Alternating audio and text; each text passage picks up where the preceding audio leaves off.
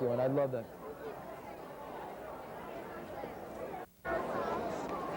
If you run into a problem, here's the one I... Getting started. What I need is everybody to move back here, because I'm never going to get up in these aisles.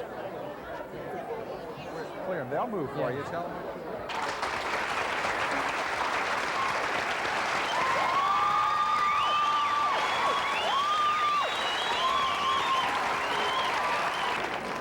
Jim is a graduate of Michigan State. If you for the sheet, Cole, you got us over here. Jim Tubin is a graduate of Michigan State University.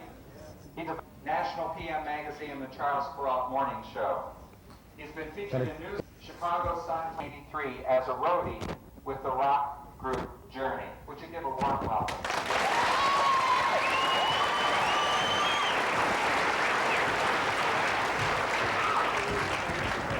Who's the most important person you know? Who's the most important person you know? Me. You. Who's the most important person you know? Me. You. Who's the most important person you know? Why is it so uncomfortable, though? Why is it so uncomfortable for all of us to feel that we're the most important person we know? Why is it so difficult for us? Because deep down inside we really don't believe it. Deep down inside we really don't feel good enough about ourselves to feel like this is something that we have that's worthwhile. Us! Every one of you in this room has an opportunity to influence thousands of people in your life. Thousands of people. What are you going to be able to give them if you don't feel good enough about yourself to give them something? 2 weeks ago, I came back from Kalamazoo after being on the road for 5 straight days, doing 2 assemblies a day. And you see the level of intensity that I work. I was tired. I just wanted a couple of minutes to myself. And I pulled off into a restaurant, grabbed a newspaper, sat in the corner, and just wanted time alone. And a guy walked in, crossed my heart, sat down right next to me, and started talking to me. And immediately I felt uncomfortable. I pulled the newspaper off to the side, sat there, didn't listen to this guy, and he kept on talking. The more he talked, the more uncomfortable I felt. Finally, I just turned to him and I started listening to what he said. Turned out he was from Northern California, had been a workaholic all of his life. Built a small business into a multi-million-dollar business. In January, he was told he has yet less than a year to live. He has leukemia. Within 2 weeks, he sold his business, didn't have a family, and decided that he was going to go around the country just talking to people, just seeing all the things that he had missed before. And I sat there and I felt something from this man. I felt some sensitivity. And all of a sudden I found myself caring about him. To the point where when he got up to leave, I stood up, walked over to him, gave him a hug, and said, "Hey, listen, good luck wherever you go." And I found myself crying. I walked out to the car, sat behind the wheel for 5 minutes, realized that I would never see this man again, and found myself crying. In 1 hour's time, he had influenced my life more than people who have been in my life for 20 years. What are you going to be able to give them if you can't see your own value? Everybody in this entire school got together and decided that you were absolutely the ugliest person that they had ever seen. I mean, really rock-level ugly. You were so ugly, it was incredible. And everywhere people went, they point to you and they say, "Wow, there goes Amy, she is so ugly." And even when you went into town, people turned their heads when they saw you. And when you went home, your parents locked you in the bedroom for 2 hours because you're so incredibly ugly.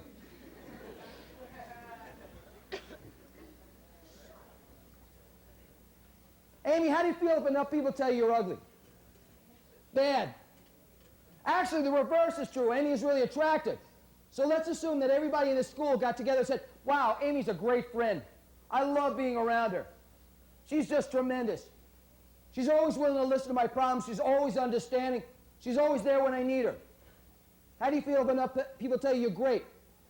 Good. What have we done to Amy in the span of 30 seconds? We've taken her from feeling ugly about herself to feeling great about herself just because all of you have decided that's how she should feel, and you buy into it. You allow it to happen. Every time I tell this story, something burns inside of me. Something happens to me. I have very good friends here in Detroit.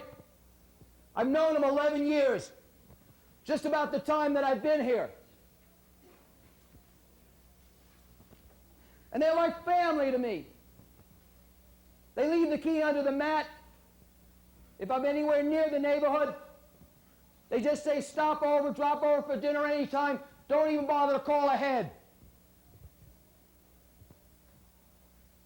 What I've noticed in the last 2 years of going over their house,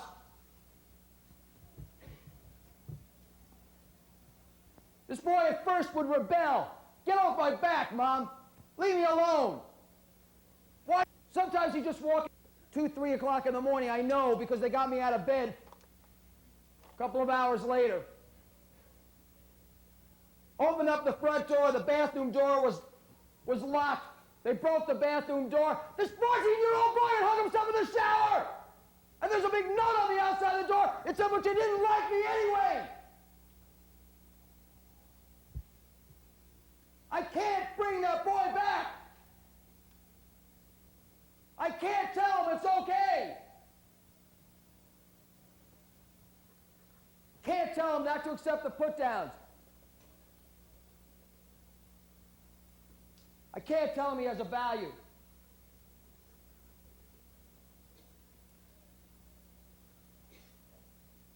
He was a caring, sensitive, kind person. Had a whole lot to live. And a whole lot of people to influence. He'll never get that chance. He's history. We are all so busy allowing other people to dictate how we should feel about ourselves that we can't see our own value. Let me show you something. What's your absolute favorite car in the entire world? Corvette? Tell me what color. Red Corvette. Okay? Absolute favorite car in the entire world. Red Lamborghini. All right, let's assume for a minute, and since the last couple of days have been great days, you took Sunday before you came back and you were really proud of it. And let's assume that you drove the cars and just take off. And you're feeling great. Front end of that car. Just absolutely just pull it off. Then to make sure I drop it smack on top of an accordion. Then I move over the Lamborghini, conceivably 100,000 on these cars, guys.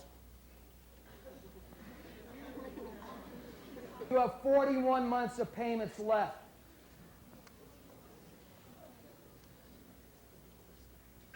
There is no motive for what I...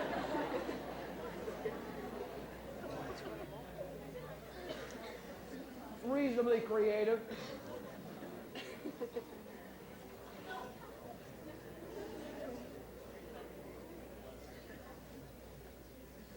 What do you want to do to me physically before I go? Use the wrecking ball on me, okay. Last chance, they've already destroyed about 3/4 of my body. You want to run me over with a crane, okay. Not particularly creative, but decent try in there and everything. I want the three of you to stop and think about this, and everybody else in the room. If these cars were the only reason people liked you, these cars were the only reason you had friends, if these cars were the only image that the rest of the world saw you through, if these cars were you, I have just systematically destroyed you. You are history. I've just taken it all away. So if you don't feel good from the inside, if you need the stuff to make you feel good, somebody at some point can take it all away. If you've been following the floodwaters in California, you know there's been an incredible amount of devastation. I was watching an interview on the Today Show where a man was standing in 3 feet of water. And some interviewer put a mic in his face and said, the guy looked around and he said, yeah, I think so. I have very good friends no more than a couple of miles down the road. My family lives in the next town. Look around you, the mountains are incredible. Yes, I'm going to rebuild. And I read between the lines. What he was really saying was, he put people first and the things he owned second.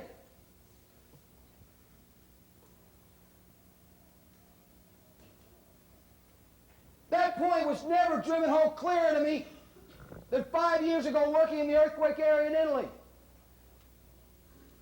I went over there a month to live.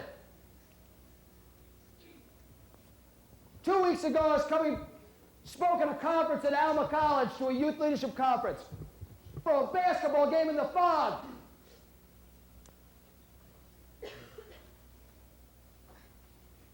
You've been following what's happening at Romulus High School. There was a wrestler that walked into school one day. Two people were fighting. One was his good friend. He went to break up that fight. Somebody put a knife in his gun and he died on the way to the hospital. I am sure these people did not get up that morning and say, this is the last day of the rest of my life.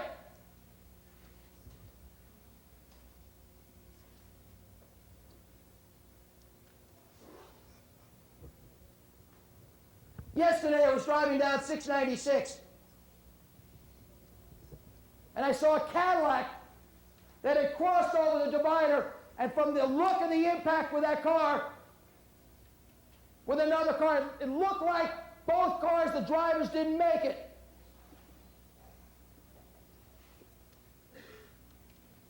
I am sure that they did not get up that morning, both drivers, and say, this is the last day of the rest of my life. They were probably thinking, what am I going to do today? How much money am I going to make? What position am I going to go? Please.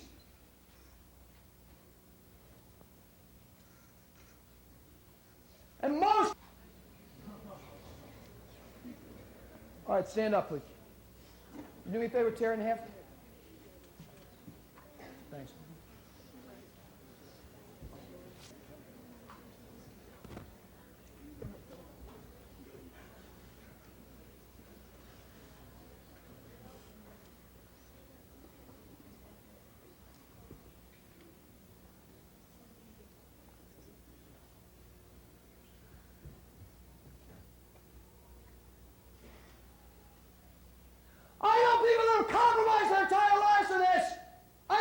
Sold out for this. I am not saying this is not important. But if this is the only thing that motivates you, if this is the only reason you have to get up every day for, if this is the only thing you live for, there will never be enough of it. It is just that simple.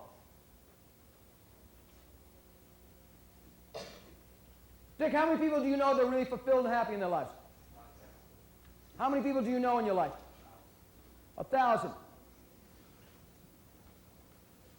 How many people do you know that are really fulfilled and happy in their lives? Let me get through.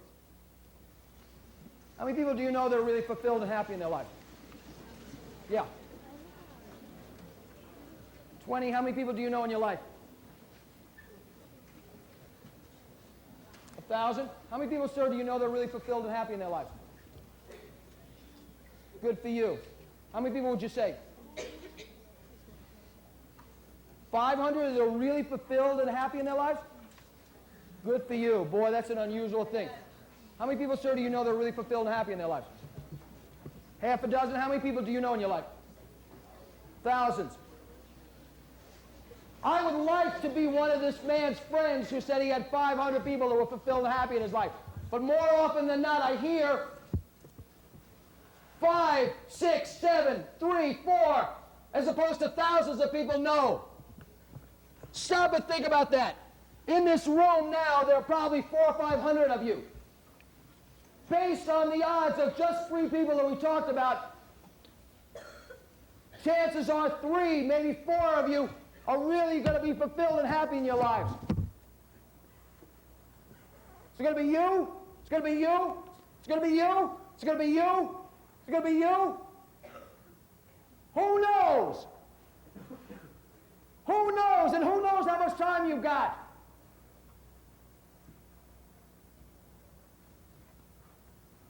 Show of hands in the room of those of you that come from divorced families.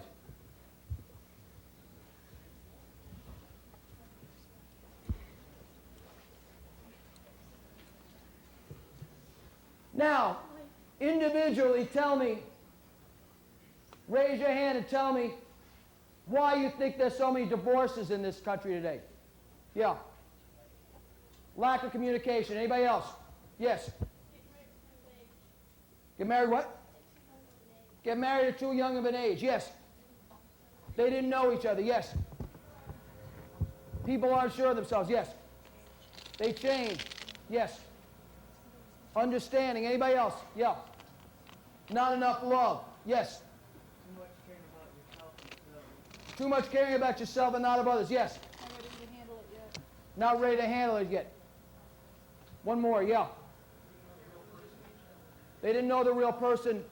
All of a sudden, right after the marriage, the illusion goes away and the real person is there.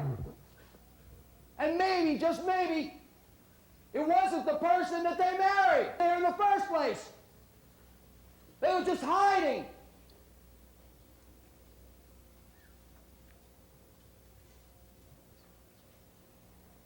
It's the same way all of you in this room are doing. You're so busy hiding behind an image that people can't see who you really are. There was a wrestler at a high school near Grand Rapids who got up at the mic and asked everybody in the room, how many of you know me? Every hand shot up. He was really popular.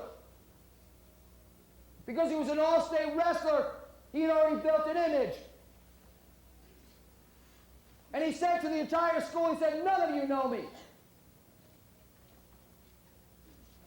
And he proceeded to tell everybody in the school about his fears, about his insecurities, about something that nobody knew about.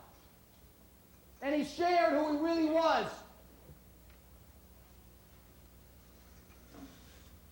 20 people jumped out of the audience and hugged him and cared about him, cried with him. He came back up to the mic and he said, for the first time in my life, I don't feel alone.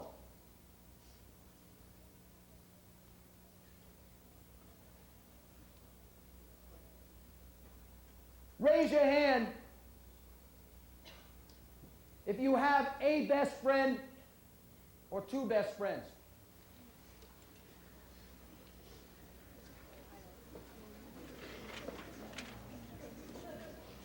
Belong to, the cars they drove, the money they didn't or didn't have.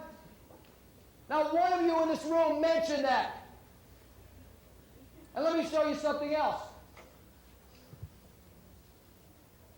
If you were killed in an automobile accident tonight on the way home and we were having a memorial service for you here, would you want people to only remember you for the 64 Mustang? How would you want people to remember you? For who you were? You were killed on the way home tonight. And we were having a memorial service in this auditorium for you. Would you want people to only remember you for the Corvette? No? How would you want people to remember you? For who you were? You were killed on the way home tonight. Would you want people to remember you for the Lamborghini? How would you want people to remember you? The way you were. Isn't it interesting, by the way? Not any more than 10 minutes ago, these guys were prepared to take my arms apart, to rip me apart, to dismember me, to run me over with a crane, to take the wrecking ball to my head, over 3 cars that they don't want all of you to remember them by.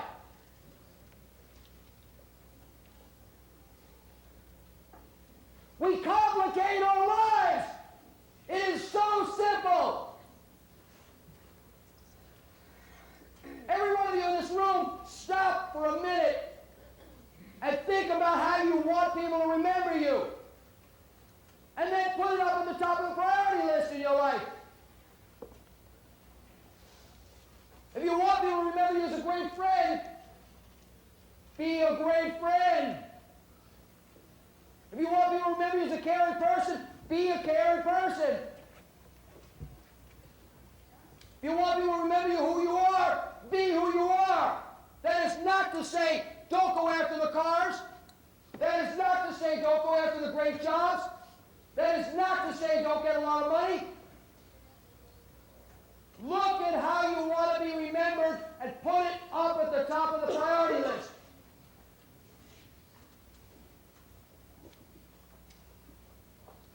And then hope against hope that you will have the time to be able to live it out. Because there are no guarantees.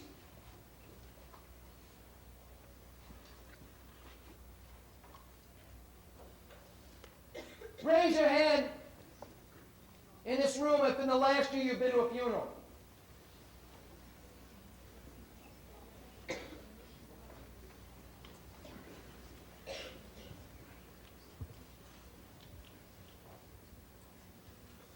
Now raise your hand again if you've been to a funeral of a person that you thought died too young.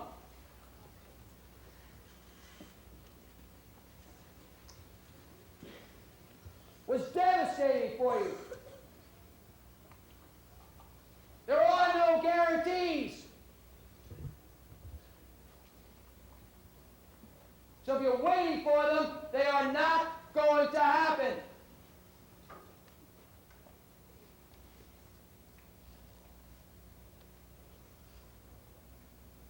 Many of you in this room have friends that you care about that you have never told them you cared.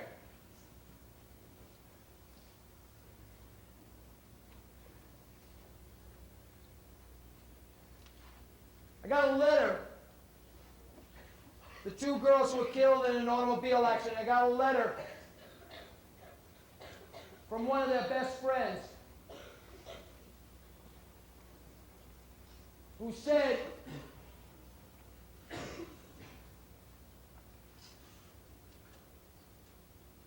I didn't talk to her for 2 days.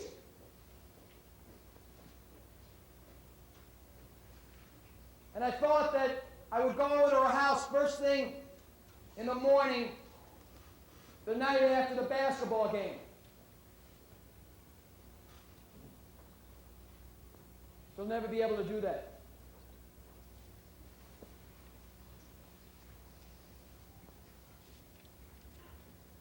We all play the image game.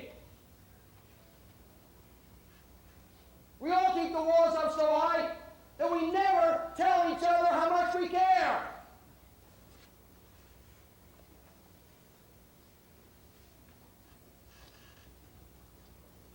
Can I have the introduction?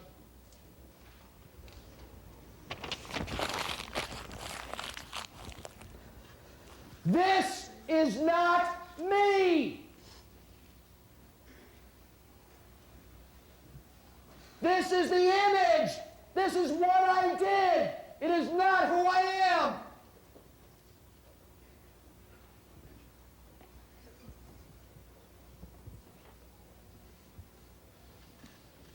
Who I am was afraid to come out in front of all of you.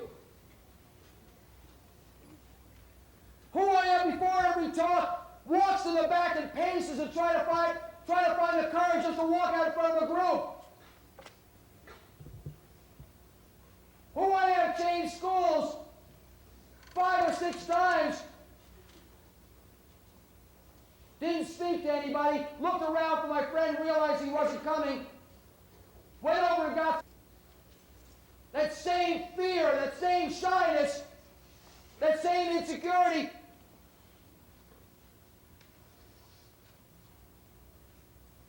Keeps me down in my life. Those same fears make it very difficult to do this. I can't tell you how many mornings I'm driving to a talk when I just wish that I could figure a way how to just turn off.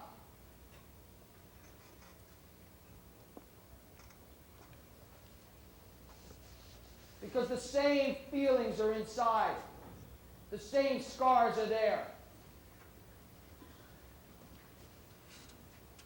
How many of you hide behind your image too?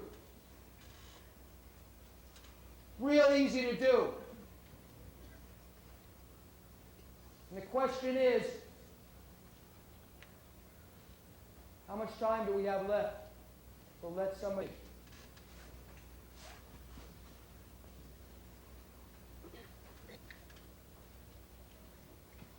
He's 72 years old, and I thought to myself, I'm never going to get another chance to tell him I loved him. Who knows me when I didn't show up for 2 days? Thanks for being my friend. Thanks for bailing me out. Thanks for caring about me.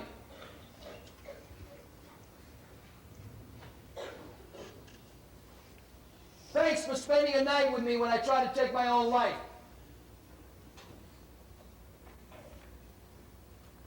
I never told him how much he meant to me because I thought it was wrong.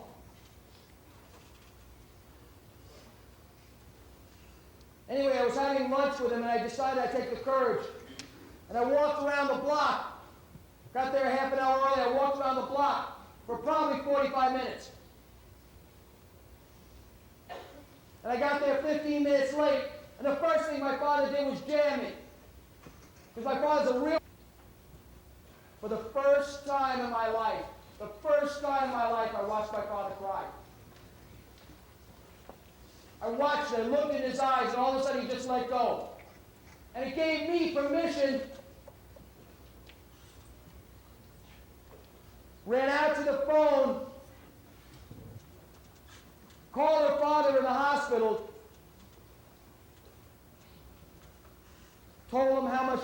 She called me, that was a Friday. She called me on Saturday to thank me.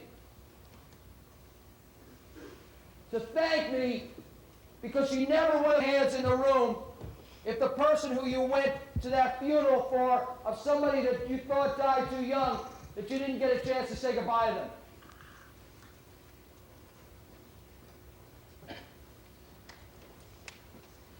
Eager to tell her father that she loved him. She ran home, and in front of her house was an ambulance.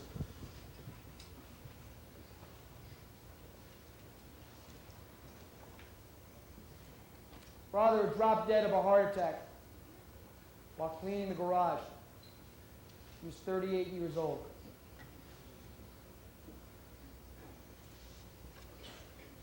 She never got a chance.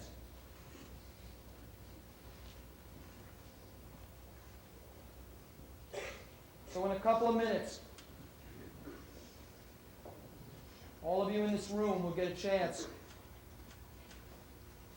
to tell somebody that you really care, that you care about them.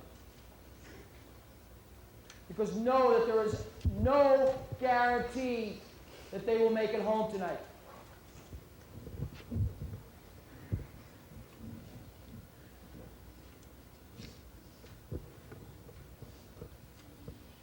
And if you had this chance and didn't take it,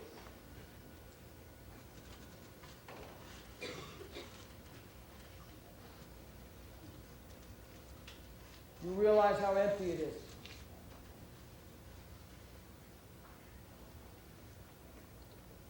This part of the talk is the best part of the talk because you guys own it. I have seen incredible courage during this part. At a high school on the southwest part of the state, there was a young boy with an encephalitic head, with pencil-thin arms, who got up in front of the entire school. He was no more than 3 feet tall. He got up in front of the entire school and said, "I know most of you walk down the hall and look at me like I'm a freak. I know most of you look away when I walk into class. I don't have any friends. I feel so alone inside. I don't want to live anymore. Please look beyond just my physical deformity and look at me as a person."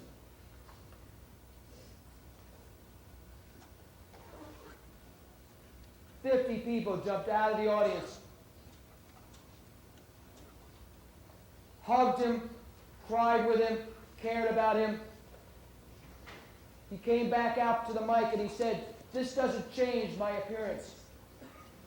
People are still going to look away.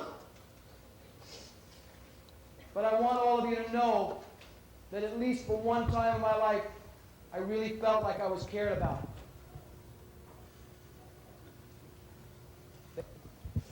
And 2 football players met in the middle of the auditorium. And they hugged each other and they cried with each other. The rest of the school got up on their feet and gave a standing ovation.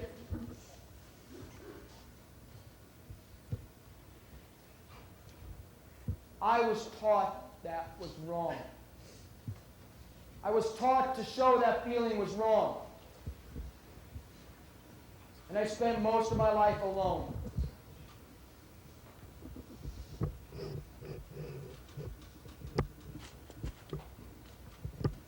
I was a class officer. I was popular. I was an athlete.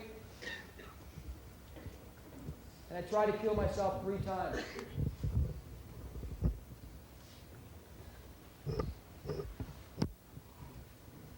So I was living off the image.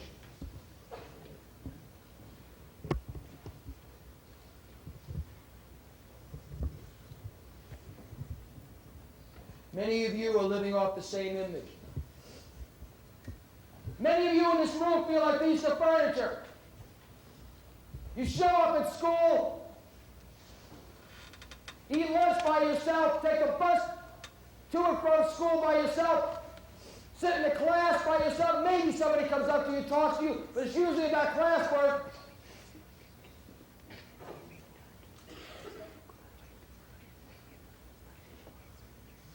Then you wonder why it is that these people feel alone.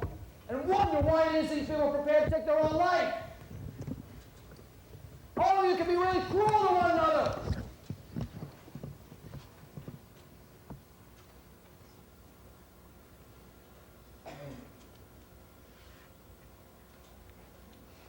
The next few minutes you'll get a chance to...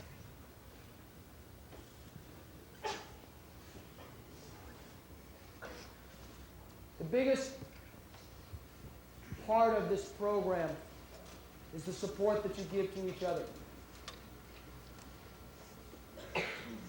First I've seen it in schools.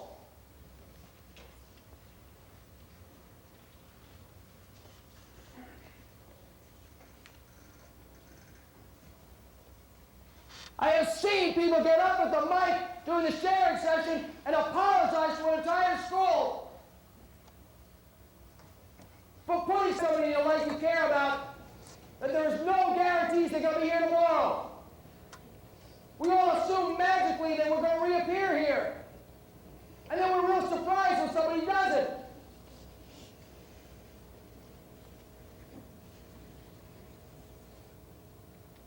So I'm going to start this off. I want to thank all of you. Many of you came up to me in the last couple of days of the assemblies and asked for my address and asked to write to me and thanked me for caring about them. So I want to turn that around and tell all of you that I want to thank you.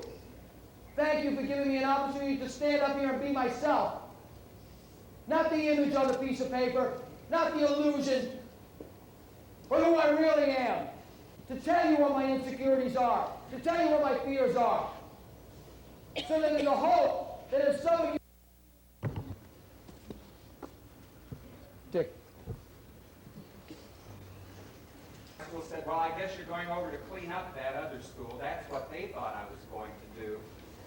When I got here and all the rules suddenly began to change, you thought I didn't care. Let me tell you, I didn't care. It would be so easy to come in and go through the motions and pick up a paycheck. It would be so easy to turn your back. A parent at the other school one time said something that I'll never, ever forget. It made such an impression upon me, and I want to share it with you. That parent looked me in the eye and said, you don't care about these kids. All you want to do is watch them go down the shit chute. You're going to find me standing right in the middle of that shit chute, kids, because I'll never, ever let you go down. I love you too much.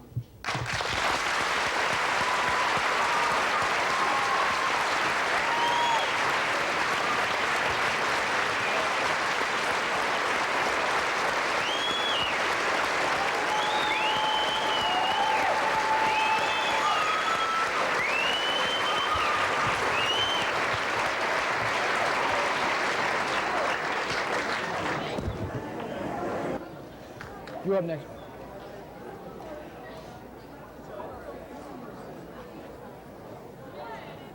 I want you to tell you up next. Good. Please.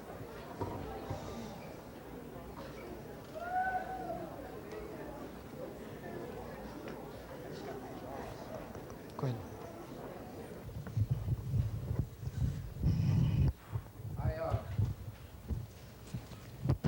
Rough time coming down here, and I also have a rough time saying I love you. I couldn't say it for a long time.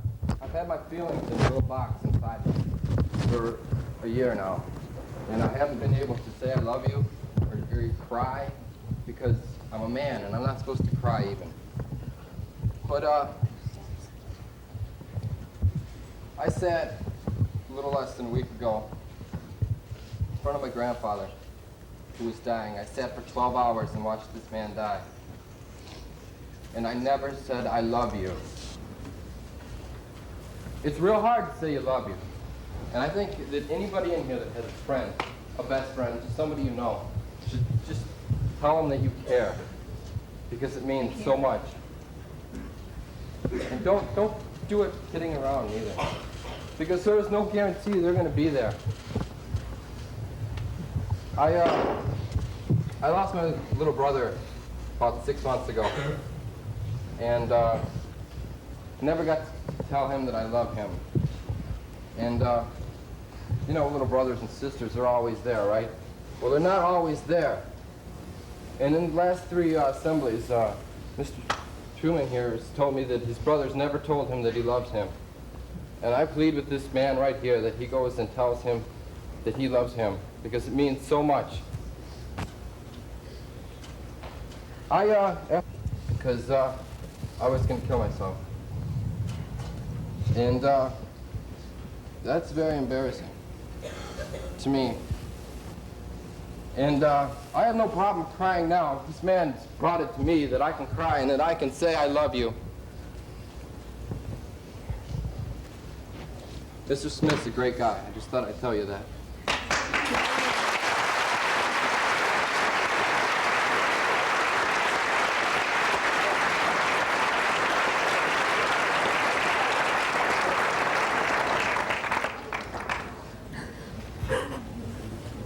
Anybody in here has got a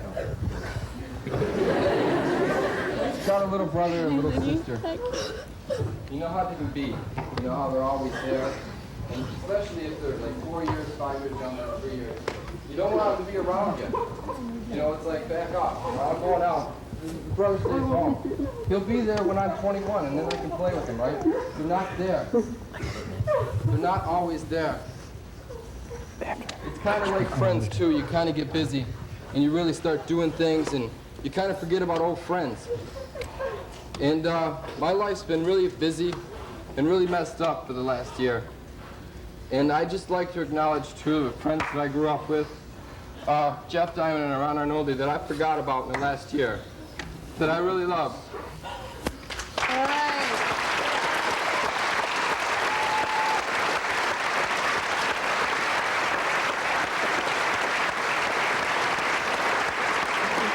Thanks, guys. Will you take them over?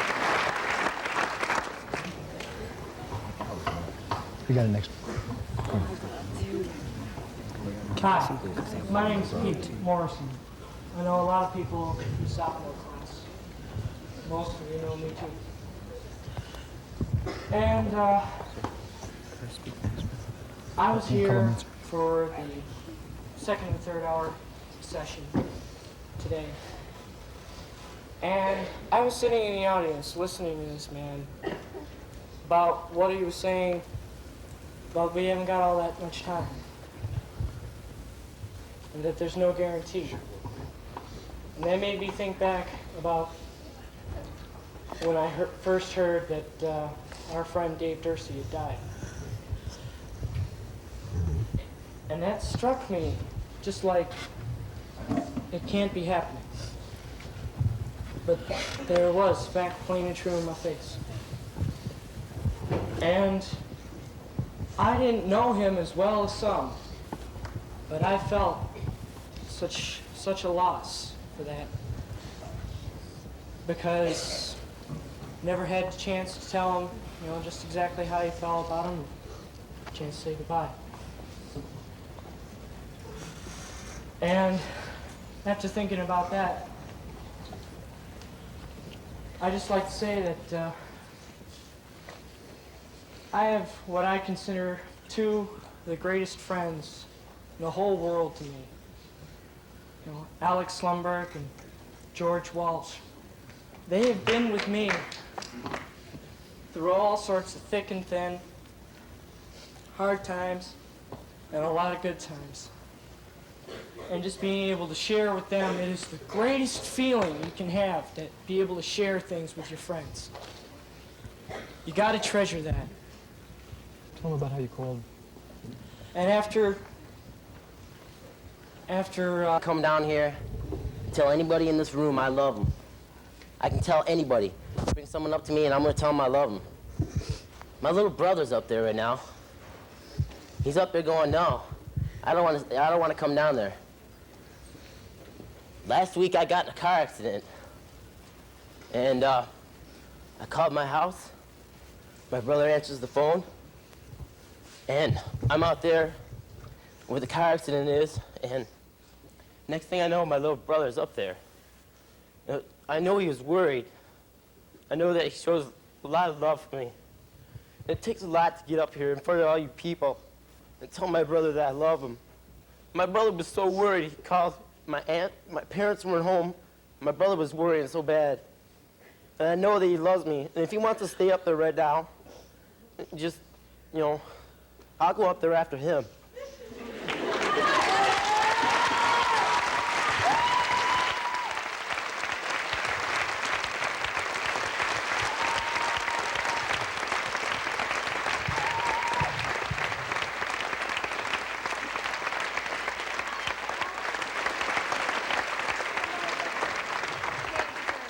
I was here earlier today, but I said to myself when I was coming up here, I was sitting right over there, and I had this lump in my throat. What to do when I get up there is cry. There's no way I am not gonna reveal my emotions. And I'm sitting right there, and I'm walking up there, and I'm up here, and I'm about to speak, and the first thing I do is burst out in tears. I could not hold it back. I was crying. I couldn't even I was overwhelmed with emotion. I don't know what it was. It was his speak, and I was trying to speak, and I'm sitting here crying. And all my life, I've grown up with this one person, and we've been enemies. I mean, think of your worst enemy. And we wanted, every time we'd walk down the halls, we'd flick a shoulder or something like that. We'd wrestle. We wrestled when we were younger. We hated. He's always been a year older than me and stronger than me, and we hated each other's guts. There's no way. And I was sitting here crying. That person came walking down the aisle, and he came up there and he hugged me. And I'd never felt so happy in my life. And right there, this person was Tim Crawford right here. And we walked up.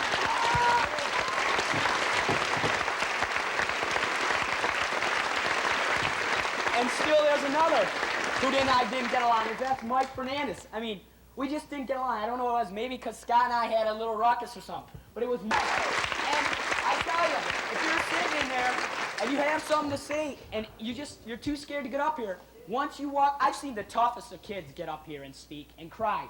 I mean, the guys who are standing with muscles more than any here. Any. Well, maybe a couple of them are here right now.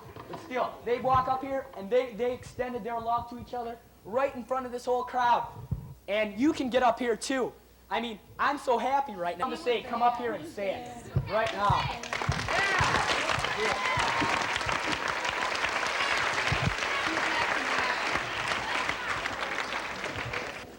I'm up here for the same reason that Mike was. I'm going off to college next year, and I might not get a chance to see my little brother again. Matt, can you come here? All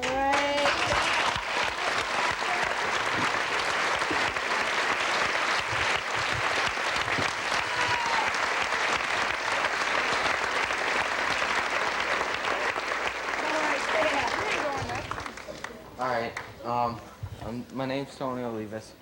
I don't know if y'all know me, but this man's brought something up.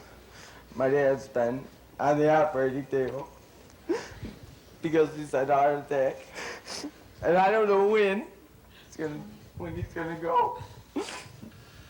But they're trying to stop it, and I haven't said I love you to my father. But you know damn well where I'm going as soon as I get out of here.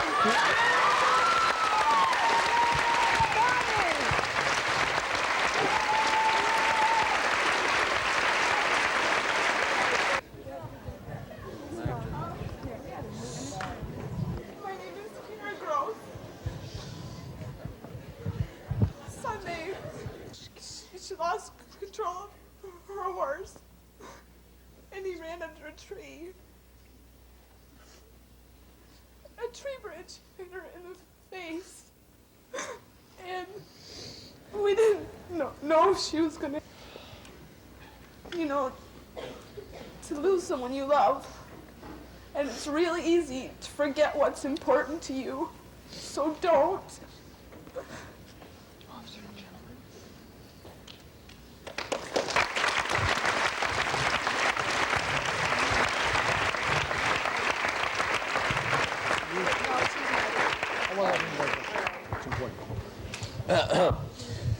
I don't know if any of you know me. I'm pretty new to this school, and I came here in October, and I made a lot of enemies here, which was stupid.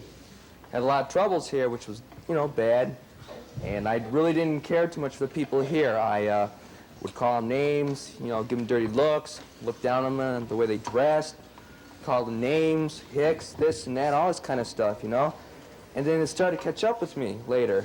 And people were against me, and people started, chasing me around the hallways and stuff. And I used to have to wear a mask. Well, not actually a mask, but, kind of go in disguise as somebody else, look around each corner and hoping whether or not there's somebody waiting there with an iron fist to clobber me with. But,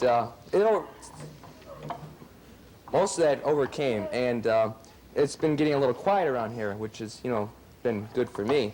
Well, the real reason I'm up here is that, I don't want to make enemies with anybody around here. I've already got enough enemies as it is. Too many. In fact, a whole lot. And that's calming down. But what I want to be up here, why I'm up here is because my mom and dad have done a lot for me.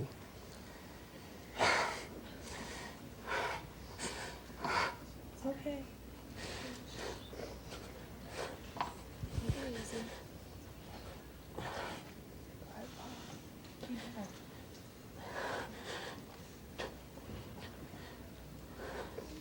Somebody hug him, please. And I'm not, I haven't been too fair with them. They've done a lot for me. Oh, they do a lot. I've let them down so many times.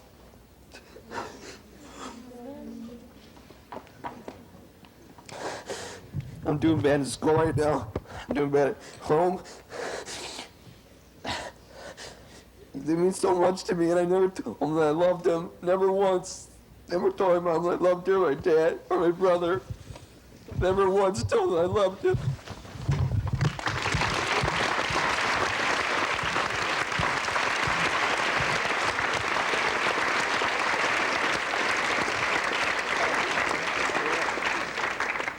Please, some of you come up and care about this man.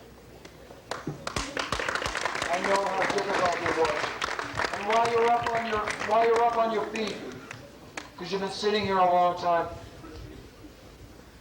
while you're up on your feet, find somebody in this class, find somebody in this room,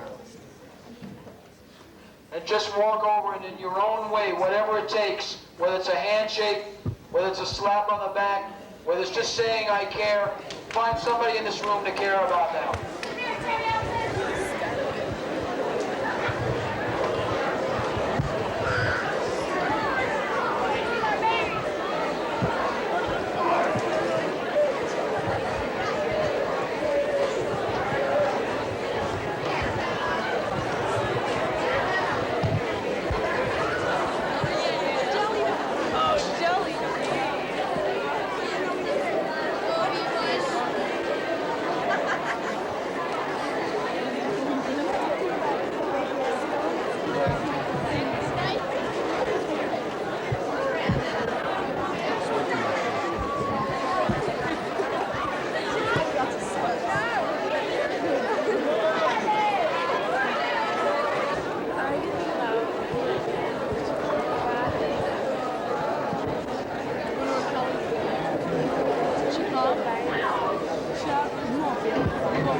I don't think she came. I think she left.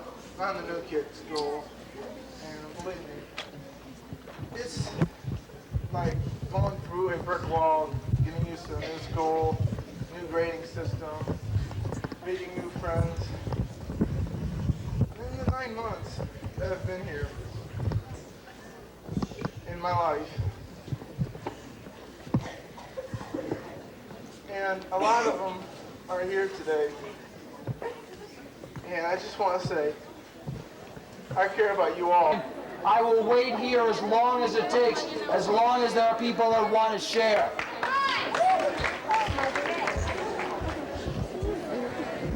Okay, please, all of you, go back to your seats. Thank you.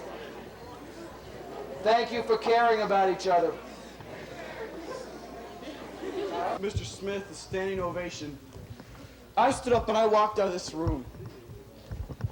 And no one knew whether I was coming back. I didn't even get a look.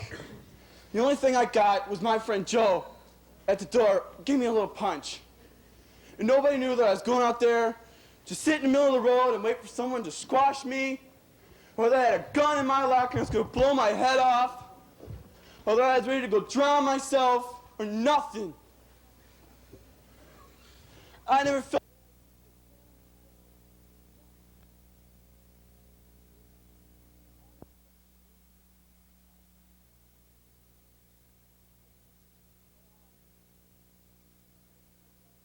at all.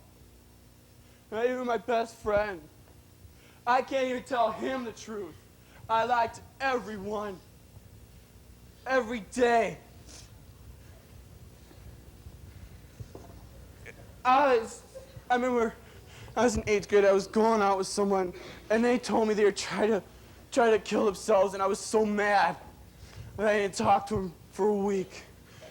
And then, for the past 2 years, every other month I'm what I call a suicide binge, in which I take every known drug we've got in our bathroom, and I store it up, and I got a pile of it in my room that I keep in a little bottle under my bed. And when I've got access to a 20 gauge, and everybody tells me that they care for me. But Not worth it, Jerry. It's not worth it. maybe. We love you. I don't know. We do. Yeah.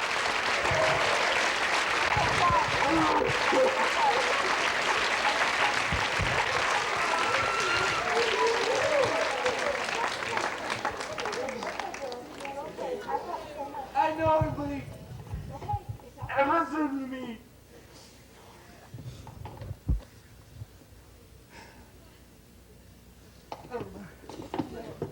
Wish you people would just open your heart. This man goes around like school like I did. I went through school for 8 years. Nobody looked at me. Everybody looked at me and they gave me, oh yeah, you're a brute. I'm not messing with you. I put that on, I put the act on because all my life my dad always beat me every day. I've had a mask on my face. I don't mean to be a brute or anything, but it hurts a lot not to have any friends. When you come to the school, when I first came to the school, I didn't know anybody. I didn't know no one. And then I got this idea. I said, well, I'll try to make some friends. Well, I went about the wrong way in doing it. I went through 2 years of hell here. Last year, March 27th, I tried to commit suicide because I felt this low. The only reason why people like me is because I was on drugs. I went through hell. I went through 52 days of school, one-on-one, just like that guy down there did. And it hurts a lot not to have any friends. I had a girl come up here. I don't know where she's at right now. I was in here for maybe twice at a time now, and she come up to me and she goes, you know, you really opened my eyes. If you wouldn't have said nothing, I wouldn't be able to come up here. I care a lot about you people, but I go around this school, I feel like a total idiot. I act crazy once in a while. I like acting crazy, but I like also having a good time. You guys treat this man like he's a total asshole. He walks out of here, and nobody notices him. They always got their mind on somebody popular.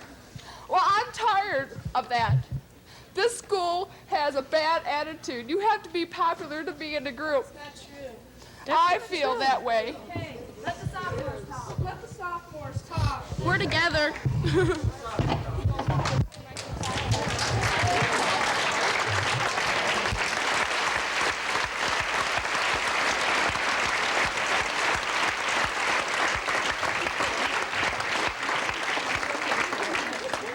Contemplating suicide may never have an opportunity to let people care about you.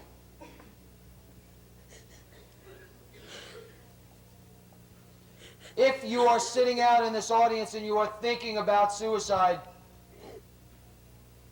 please find someone and share it with them. Let somebody care about you. Tell a friend. Tell Mr. Smith. Tell a counselor. Tell a teacher. Tell your parents. Let somebody care about you. Don't go it alone. And the person that you tell better take it seriously. It is no joke. You would not want to have to make that decision, whether it is for real or not, with somebody's life.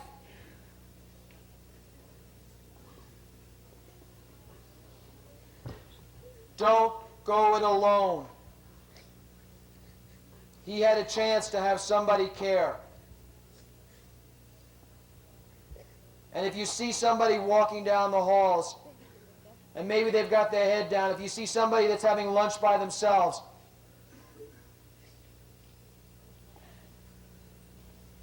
if you see somebody alone in school, downs, that school will go back to normal. My only hope is, for most of you, that you will not go as far back in your lives as when you first entered this assembly. Please continue to care about each other. Here.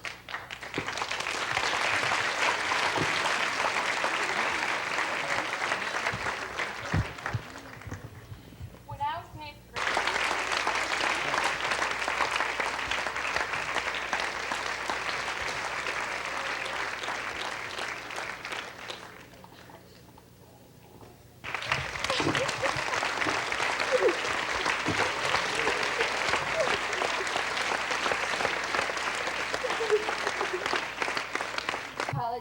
all my friends right now for the way I've treated them ever since I've known them. I ever threw them throughout the years. And I'd like to tell them. I want everybody, please. I want to make an announcement. This affects everybody in the room. There are a lot of people up here that don't go home by bus. I will keep this session open as long as you want. As long as maybe they get another chance, whether it's tonight to tell their family, whether it's tomorrow.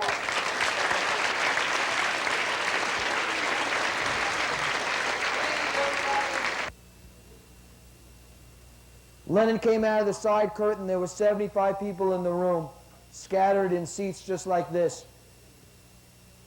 And Lennon came up to the mic, and in a real soft-spoken voice he said, "I am no more talented than any of you."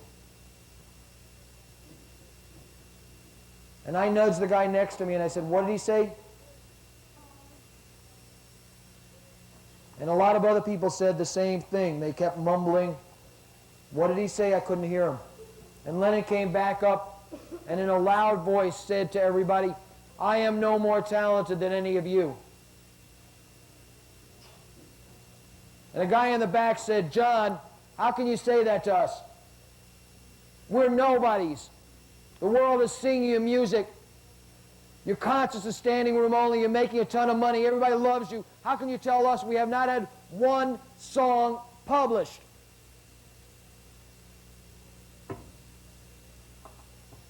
He said, "The only difference between myself and you is if I've got a song inside, if I've got a dream in my gut, I can have somebody write it, somebody promote it, somebody play it, hopefully somebody buy it. Every one of you in this room has some value. Not only to yourselves, but to a hell of a lot of other people. But it doesn't mean anything if you get up here at the mic and everyone in this room gets up out of their seats and goes and hugs you and tells you how great you are. If you don't buy it inside, it doesn't mean anything. It's my hope that one of you will see me in a mall someplace or walking down the street and come up and tap me on the shoulder and say, "Jim, I heard you speak 5, 10, 15 years ago, and I want you to know I'm really going after my dreams. I'm feeling great about myself, and most of all, I'm giving to a whole lot of people." And I'll walk away with an incredible smile on my face. Every one of you in this room can make something happen in your lives. Now go out and do it. Thanks for caring.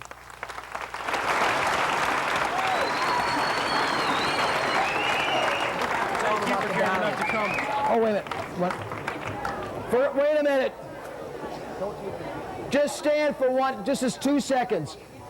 There's scraps of the dollar on the floor, and I've got more dollars. Take home a part of the dollar long after you forget about the assembly, and you forget about the emotion, and you forget about all the things that went on here today. Take home a part of the dollar, and just remember that at some point in your life, people were willing to care about you. So I'll keep tearing up dollars as long as I've got. As long as there's people alive.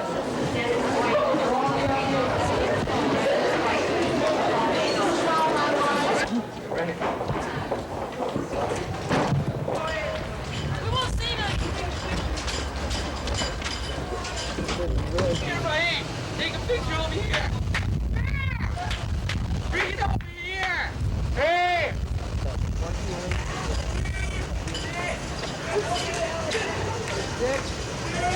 Close the door. There you go.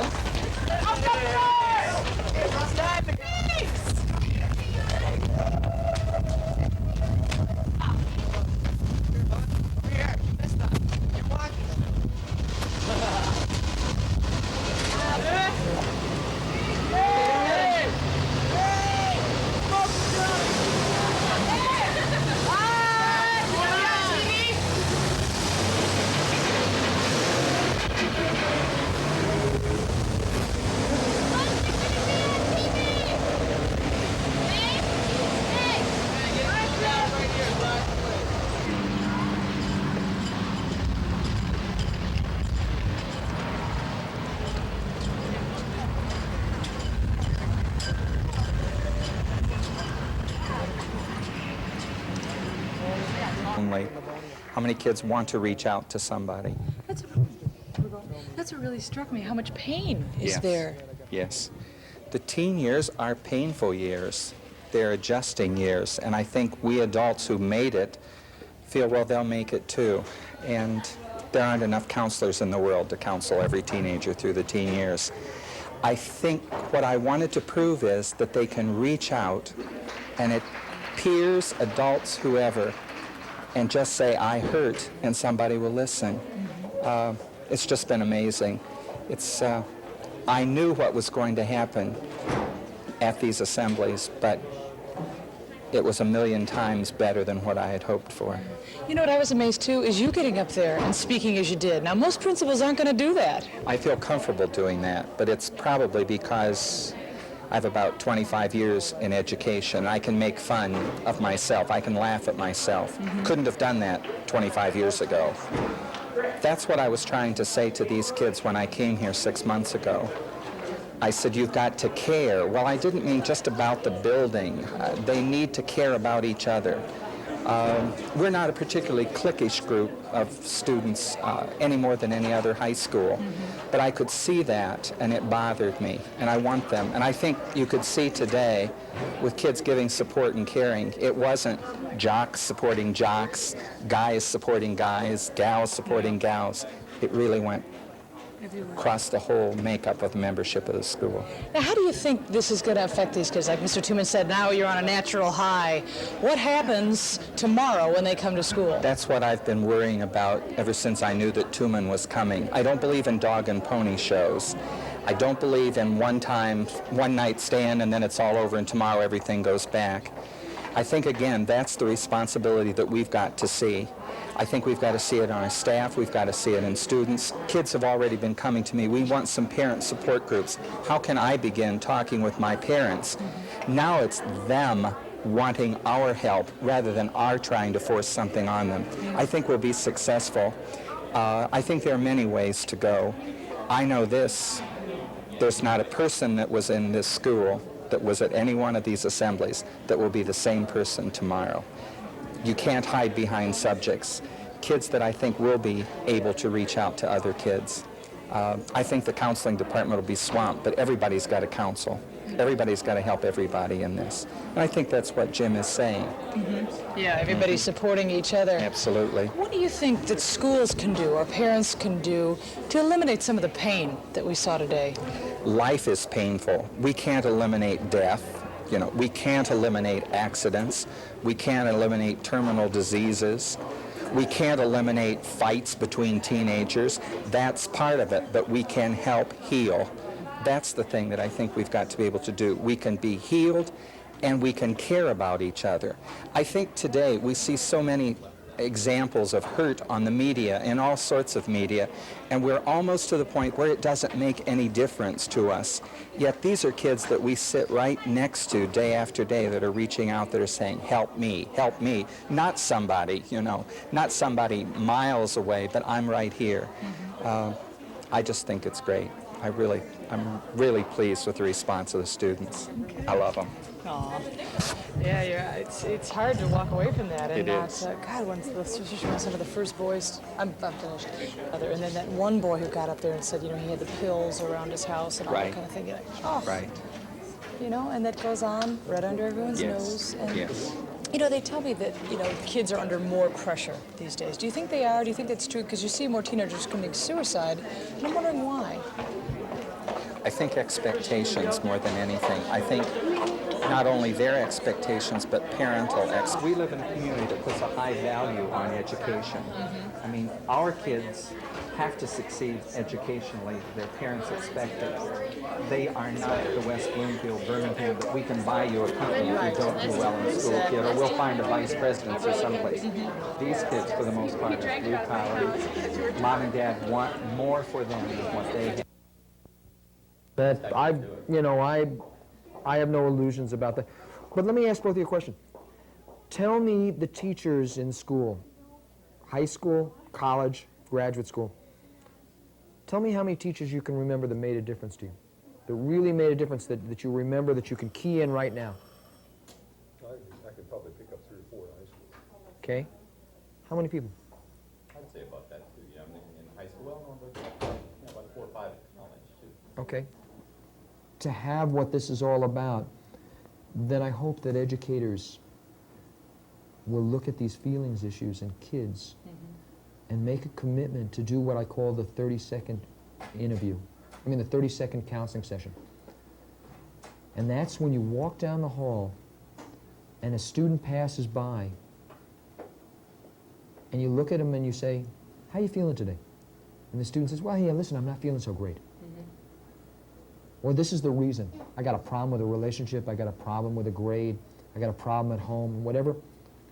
And then 2 weeks later, that same teacher walks down the hall, sees the student again and says, hey, Johnny, whatever happened to that problem at home? Did you get a decent grade? How's your basketball coming? Whatever it was that 2 weeks before was on Johnny's mind, if the teacher remembers, then that's like a 30-second counseling session. Because Johnny goes back and says, wow, this guy really cares. Just that simple. It means so much. Even if the problem isn't solved, he's been acknowledged. Of course. Someone has said. Of course. As I said, there are kids that will get up in these sessions and thank somebody in the room for saying hello to them because it saved their life.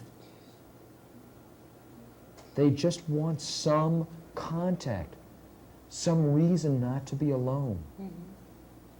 Somebody to say, you're okay. And we don't do that. I told you that 30-second counseling session is so easy. A parent can do it. A friend can do it. A teacher can do it, but we don't do it. And the question is, why is teen suicide on the increase?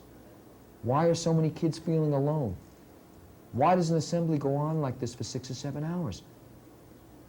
Why do kids are willing, if you notice, we left this assembly and all the kids filed out and there was still 10 or 15 kids up at the mic that were asking, hey, is anybody out there? I just need to tell this. That's right. Why, can you answer some of those questions? Why do you think this is so much on the increase? Because some of these pressures have always been there. Parents have always had expectations. They have ignored their children to some extent. Teachers may or may not be responsive. Why is it getting worse? I think the sense of aloneness is becoming much more defined for kids. I think that they feel out of place, out of touch. Years ago, the roles were really defined. Everybody knew. Everybody had a definite idea of what their role was and what they needed to play in terms of getting that role across. Kids today don't understand. The roles are fluid. They move in and out. I mean, you just went through the Michael Jackson, Boy George concept of roles. So kids didn't know which way to go. There were students today that were dressed everywhere from Miami Vice to Fannie Mae. I mean, they just, you could see it. Yeah. But what the basic thing that they want that has not changed throughout the years is they want what is called a best friend concept. They want people to care about them unconditionally, accept them for who they are. Say you're okay for who you are. It doesn't matter. Which parents really can have a tough time with. Oh, of course. Of course. Because parents are so busy on the other end trying to make sure that everything is defined for their kids that they forget to put the balance in to show their kids that they really care. I had an interesting thing happen. I was in Illinois for a parent-teacher conference, and I spoke before the PTA convention. I spoke before 3,000 parents, and I asked them, what would you rather have for your son or daughter, straight A's or emotional well-being? 3/4 of the parents put their hands up for straight A's. That's frightening. Of course it's frightening. And then I went around with an open mic, and they said, well, if my son or daughter gets straight A's, that means they'll get into a good college. If they get straight A's, that means that they'll know what success is. If they get straight A's, they'll be goal-oriented. If they get straight A's, they'll make a lot of money. And then they wonder why it is that these high achiever kids are willing to take their own life. That's what I've been seeing. The least likely kids in a school prepared to take their own life. The valedictorians, the athletes. That's what I'm watching. And that's the image that you spoke of, the Sure. people who seem to have it all and have everything together and are cool, when in reality they're struggling to keep up that front. Of course, you heard it today. Yeah. You heard dozens of kids break down the image, just let go. Because they didn't feel threatened in this session to be able to do it. They felt supported. They felt that everybody there at that moment cared about them and was willing to care and show their support. And that's the beauty of what happens there. And they create it. I have no ego involvement around this. I just facilitate well and get out of the way. How do you carry that into regular school life then? Yes, this was a shining moment, and obviously the feeling was very much there. When they come to school tomorrow morning, do you think it will still be there? How does that translate into their everyday lives? I'm frightened by that statement, by that question. I was down at the National High School Principals meeting in Orlando. There were more principals attending the there were more principals attending the computer curriculum session than there were attending the teen suicide session. And what that shows me is that educators feel uncomfortable with feelings, issues in kids. And yet it is so much a major part of education. And yes, tomorrow there will be students that will walk into their classroom after a session like this, and the teacher will say, well, now let's turn to page 32. And immediately you've shut it down. You haven't even acknowledged it. Because in their own lives, they've been shut down. And it's usually been handed down from their families. Do you think that most educators even see that as a part of their role, that that's part of their responsibility? No, they don't see it at all. They don't see it at all. Their role is very defined. They are still traditionalists. I am here to teach history, I'm here to teach English, I'm here to teach science, I'm here to make sure that the kids at the end of my 36 weeks will get a chance to test well. Let them leave their feelings, issues at home. And yet in defense of teachers, they might say that more and more is being expected of them as people, parents at home are taking less responsibility for their children and their upbringing, that more is being put on teachers. Is that unfair? In defense of teachers, that's true. The system has created a nightmare. Counselors cannot counsel. Teachers cannot deal with feelings issues because they have a certain amount of time that they have to, get the coursework in. And yes, I feel badly for teachers. But I have to tell you that in every school, I run across students that come up to the mic that acknowledge 1 or 2 or 5 or 7 teachers in the school, and they tell them how much of a difference they made in their lives. And then the teacher runs out of the audience and they hug each other and they care about each other. That's usually a teacher that's been more human. Yeah. That's usually a teacher that's cared.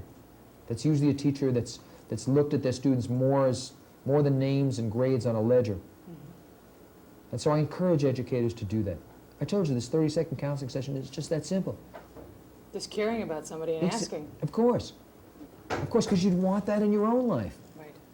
You'd want someone, if you were sick, to call up and ask how you are. You'd want someone, if you were down, to just say, hey, is everything okay? Can I help you out? You'd want someone to acknowledge and notice you. Why did you say earlier counselors can't counsel? Too much? Caseload is too high. Paperwork is too high. And what happens is that they no longer can be real effective counselors. They are so busy with scheduling. And it's tough. We've created that system. I feel for teachers and counselors. I think it's unfortunate. But I do believe, and I see this individually all over the country in my travels to schools, that there are teachers that still are willing to commit to feelings issues. They may be in the minority. Is that kind of against the whole swing of the American educational system now? That's what the teachers out there seem to feel. Oh yeah, it's back to basics. Yeah. Nation at risk studies. Let's go back to excellence. Let's get higher test scores. Everywhere you read that. And no one deals with feelings issues. Kids in pain are difficult to teach. You can't cram curriculum down a kid that is dealing with extreme pain in their lives. They will not test well. If they are thinking in class about taking their own life, you cannot very well teach them and be effective. So if you don't look at this issue, if it is not a part of your everyday curriculum session, then you've lost a major part in terms of an impact on a young person. And there are avenues, there are groups, there are curriculum manuals, there are tools for teachers to be able to do this effectively. The biggest cry from teachers and counselors and administrators is, don't give me any more work, I got enough. But there are some curriculum manuals, there are some programs that have come into a school that instead of creating more work for teachers, remove a lot of the work from teachers. The unfortunate thing is they usually shelved. They're not a mainstream part of education. They're considered to be so alternative that school systems just, that's the way they look at them. There's an excellent program now called Quest for 9th graders that is probably in about 150 high schools all over the state. Excellent program. Deals with feelings issues. It is still considered an alternative approach to education. And the people who teach it are still considered also alternatives. Jeez. You know, in your presentation, you're talking about love, but I feel a lot of anger there. No, there's no anger. There's an aloneness. From you? Oh, yeah. A lot of what comes out in that, you know, in that talk is my own sense of aloneness that I had for a good part of my life. Living the image and, you know, being too frightened to take down the image to care. So a lot of that's what, you know, what that's about. The intensity is what's inside of me, and it's how I express it. I could be real quiet and real reserved and maybe express it just the same way. So a lot of people mistake that for anger, but it, as I said, every time I give that talk, a part of me is in that, is that aloneness is, you know, comes out to the students. And so I can let them see who I am. And there's a trust, they build up a trust. You don't feel the aloneness is overcome by, I mean, people are coming up and hugging you and telling you that it's wonderful, but in yourself, you tell everyone that they have to value themselves the most and be very confident of who they are. Yeah. Well, I've had to evolve to that. As I said, I'm glad I had the last maybe 10 years of my life to be able to evolve into that. Because before that, I didn't. I felt, you know, that I needed to hide. And when you need to hide, you usually have a difficult time letting people through to care about you for who you are. How do you look back on those suicide attempts now? As you look at kids and you hear those stories, do you see yourself? I'm glad I got a chance to let people care about me. You see, that's what these kids really want. They want someone just to acknowledge that they're okay. And I'm glad in my life that I didn't finish it off, because I would never have known this caring. And it's been terrific. It's been great. Okay. Anything else you'd like to add? I'd like to add the fact that my personal goal on this is to get educators, 10% of the educators in this country, to look at feelings issues in kids. Because you see, it's like a ripple effect. For those 10% that look at feelings issues in their classes and make an impact on their students, those students go out and take that ripple effect into all areas of their life, and it just spreads. And it's beautiful. It's real special. And the unfortunate thing is, I'm also realistic, in that I don't know whether I can do it. And I'm hoping that some educators who are looking at this will go back into their classroom tomorrow morning and look out at these kids and say, you know, there's a little pain out there, and there's some frustration, and there are kids hurting. And I remember when I was in high school sitting out there, and I remember when I was hurting. And maybe I need to look at this. Okay. All right. Thanks. To the front of the room. Uh-huh. You know, as you do, you walk around the room, and which automatically pulls people in. Yeah. You know, some teachers who would do that. It's like they knew your name, and they knew what was going on with you. Well, I move just my own energy, just my, you know, the way I've been doing that for a long, long time. I was wondering how you get that energy. You know, it's the more time you're on this earth, the more history you build up of mistrust, and the more people have hurt you along the way. And so, to let people unconditionally care about you even for a couple of hours is too much. And I, you know, I'd rather work with kids. I don't know. That's my priority for my focus in life. I have a consortium of friends who work with corporations, and they think I'm crazy. Oh, really? Yeah, we get together for dinner, and they say, "Hey, Jim, you do 2 assemblies a day? Did you lose your voice? Where'd you go this week, Jim? You've been in the UP? I just came back from the Bahamas. You know, this borough sent me to do a conference in the Bahamas."